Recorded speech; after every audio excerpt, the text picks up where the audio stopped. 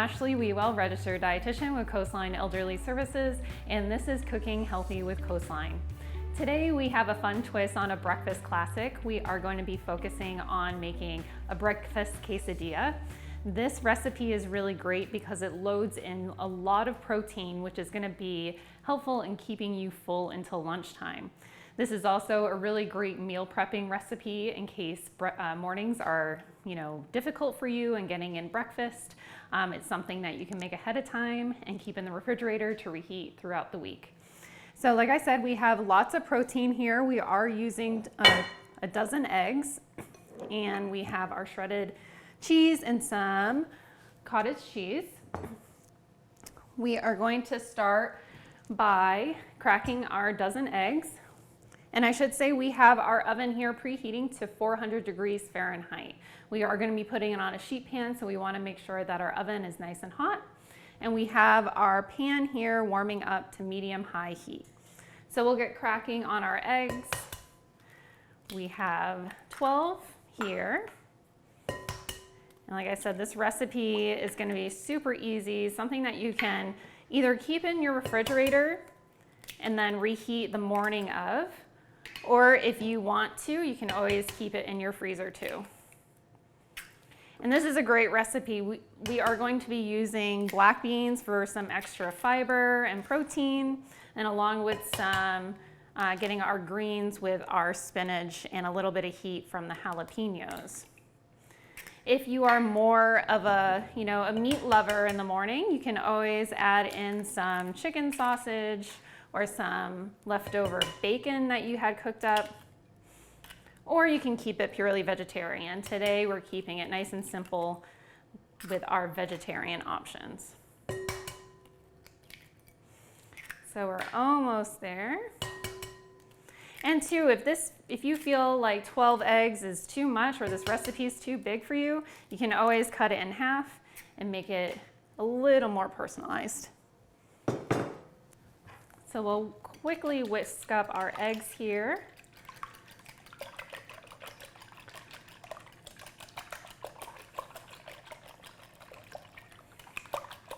Another trick that I saw that you can do is also throw this into a blender if you don't want to waste your time. You could always throw all your eggs into the blender with your cottage cheese or your milk if you prefer using milk in your scrambled eggs. And blend that up, and that would save you even more time. So we got our eggs all whisked up. We'll leave that. And now we're going to get going on cooking our spinach. So we are using a 9-ounce bag of spinach, using the entire thing. If you can get the microwavable bag of spinach and just do that. But today we're just going to be roasting up real quick. So like I said, our pan is nice and hot, set on medium-high heat. And we added about a tablespoon or two of extra virgin olive oil. Now this looks like a lot of spinach, but it will cook down by quite a lot. So if you ever have used spinach in cooking, you know that you start with a lot and you end with very little. So don't be afraid to use that entire bag of spinach. And again, this will wilt down pretty quickly.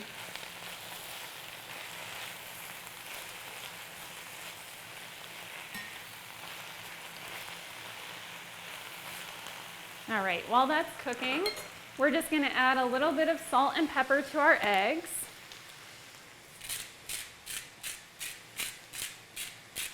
If you are watching your sodium intake, you can go ahead and leave out the salt. Maybe use some other spices that you have in your pantry. Black pepper is always great.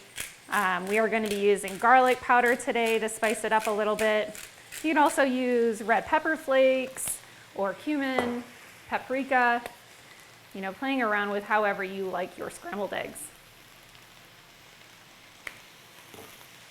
And we'll give that a quick whisk just to incorporate it a little bit more.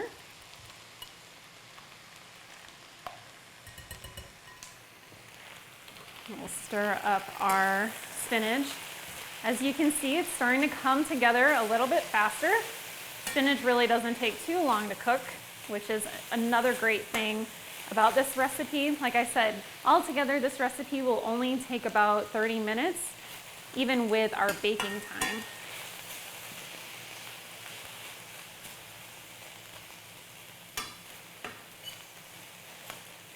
So with our spinach pretty much cooked, we're going to add in our eggs. And pour that right over it. So I should mention for this recipe, you will need a little bit bigger of a pan just to make sure that you're fitting in all those eggs. So we'll turn down the heat just a little bit and we'll mix it around. All right, so we'll let that cook down a little bit, and we're going to get started on our tomatoes. So this recipe calls for a pint of cherry tomatoes. We'll just half them. And right now it's the end of the season, so these tomatoes are fresh out of the garden. So if you are someone who likes to grow tomatoes, you know that they tend to overgrow and you get quite a lot. So I know I find myself wondering what I'm going to do with my tomatoes. So if you find yourself in that situation, this would be a great recipe that can help you get rid of those tomatoes that may be hanging around on your countertop. So we'll do maybe about half of what I have here. And if you like them to be a little bit smaller, you can always quarter them even more to get another step. So we'll leave those there for now. Come back to our eggs, give that a quick stir. So you can see the eggs are starting to cook down a bit.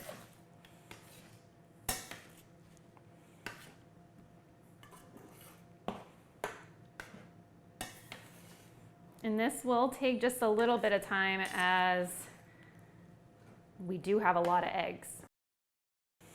But we will be throwing this in the oven, so no need to worry if it does take a little bit of time or if you feel like the eggs aren't fully cooked, it will finish cooking in the oven, so no need to worry there.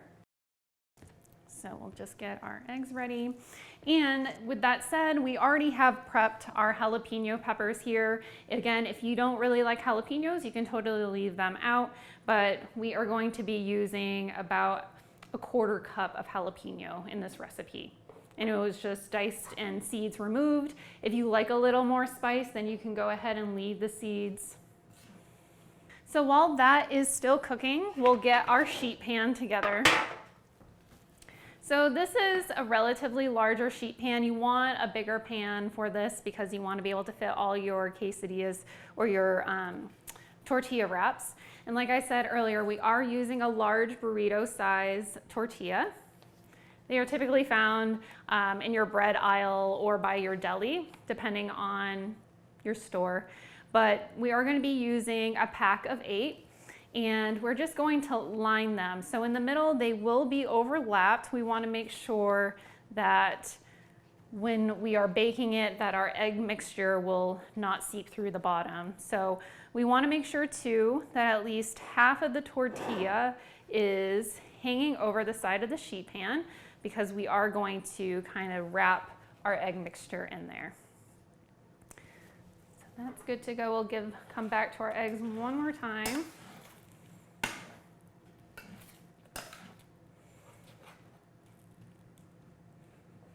And about now, I'm going to add in our cottage cheese. I'm adding in about a quarter cup of cottage cheese. And if you don't like cottage cheese, you can always go ahead and leave it out. The original recipe did call for cream cheese, but I feel that cottage cheese is also a great addition to scrambled eggs or if you're making omelets. And it's a very easy way to get in some extra protein that maybe sour cream doesn't have. Also, a fun tip is that low-fat cottage cheese actually has a bit more protein in it than full-fat. So if you are someone who maybe is struggling to meet like a protein requirement or you feel that you need more protein in your diet, the low-fat cottage cheese is going to be a great option.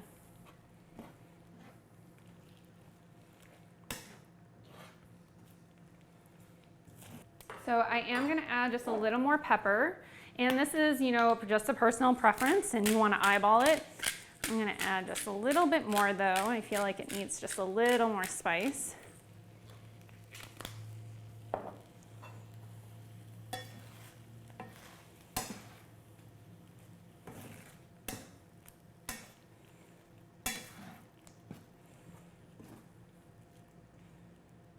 Okay.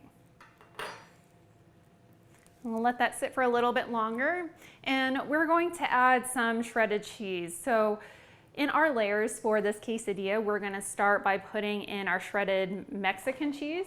You can buy the reduced fat 4-cheese Mexican blend. There are a lot of different brands. You can buy just a regular Stop and Shop brand. We are using a Sargento brand, but really it's just preference. And the recipe does call to use the entire 8-ounce bag, which is about a cup or so. But again, using your personal judgment here, and that's the great thing about cooking. It's always about your preference. So you don't always have to follow a recipe to the T, but we want to just make sure that there's enough cheese to cover it. And now you may be feeling like, oh, that's a lot of cheese, but this will be portioned out. You're not going to be eating the entire thing all at once, but this will be portioned out between 10 different pieces. So it really adds up to being a good amount for one serving. So we got our cheese added. All right, we're finally getting there with our eggs. And like I said, they're going to finish cooking in the oven, so don't worry too much if they still look a little runny.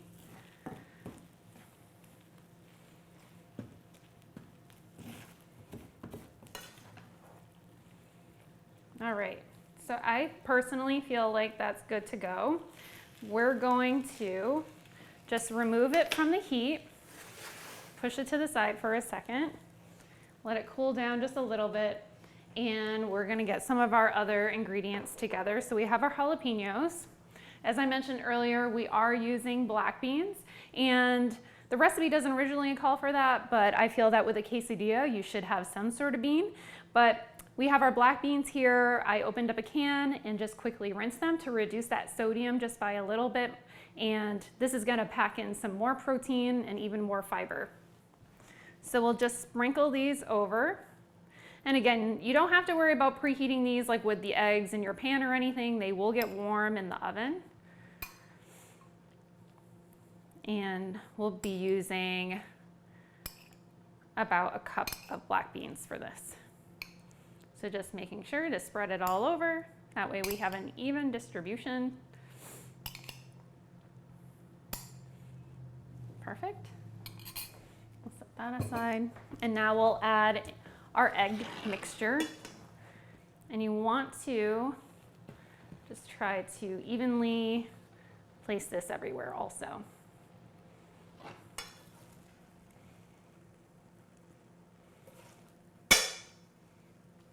And as you can see, it's starting to come together, and it's going to be a pretty hearty breakfast,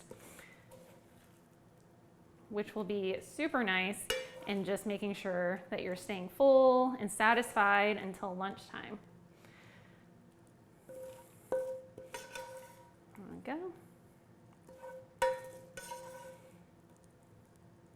And just make sure, again, that it's just evenly dispersed. We don't really want any empty spots here.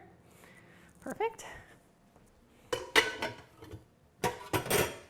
And now we're going to add in those jalapenos that we chopped up earlier. And jalapeno is a pretty mild pepper, and when it comes to hot peppers. Of course, you may get lucky one day and get a really hot jalapeno, but for the most part on the scale of spiciness, they are a little bit milder. So don't have to worry about adding too many, because it won't be that hot. But again, can always leave it out if you don't like spice. And now we're just going to add in a couple of our tomatoes that we chopped up earlier. And this will add in some more nice color to our quesadilla. So as you can see, we have lots of fiber, we have our protein, we have color from our vegetables, and so it's just a really well-balanced breakfast. All right, so now that we have everything in our quesadilla, we are just going to lightly fold it. We're going to take it in the middle, and then fold it through here. And we actually want to make sure, before we fold it up completely, we are going to put 2 tortillas right in the middle, just so that way everything's nice and covered. So now you'll fold that in. So we are going to add a top sheet pan just to add some weight to make sure that our quesadilla stays all together and nice and crispy in the oven, and put it into our 400-degree oven and let it bake for about 10 to 15 minutes. Then we'll come back and revisit it, take off the top, and let it bake for another 5 minutes. So we've had our quesadilla in the oven for about 10 minutes. So now we're going to take it out quickly, and we're just going to remove our top sheet pan. So at this point, our quesadilla has had a chance to, like I said, just really melt in those cheeses. And our quesadillas or our tortillas are sticking nicely. So now we're going to throw this back in our oven for just an additional 5 minutes, just to let it get nice and crispy.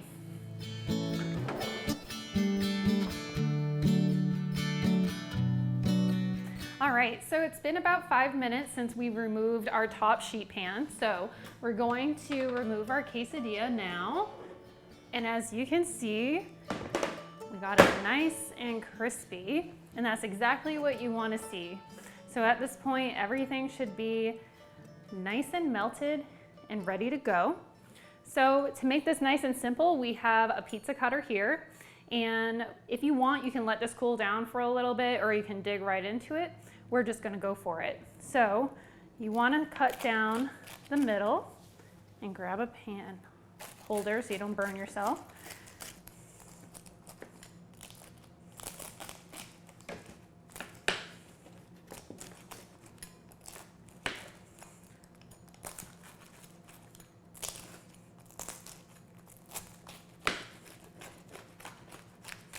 All right, so we're just going to remove a corner piece, and we'll go ahead and plate. So again, making sure not to burn yourself. And it's nice and crispy. Want to make sure that it's just cut all the way. It's always the hardest part. All right.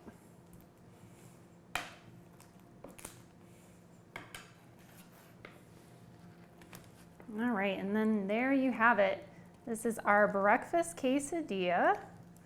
Oh, still stuck a little bit.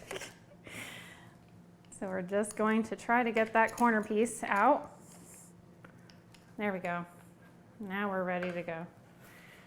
So we got our breakfast quesadilla, and as you can see, we got lots of layers here with our egg and our beans, our tomatoes, looking really good. So we'll go ahead and plate. And we'll take out another slice just to see that beautiful color.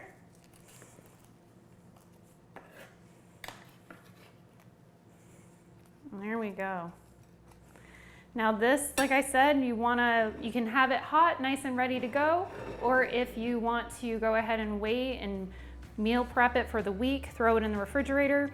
You can also pair this with some sour cream or Greek yogurt to add in some extra protein, some salsa or guacamole for sides, totally optional. So there you have it, my friends. That's our breakfast quesadilla.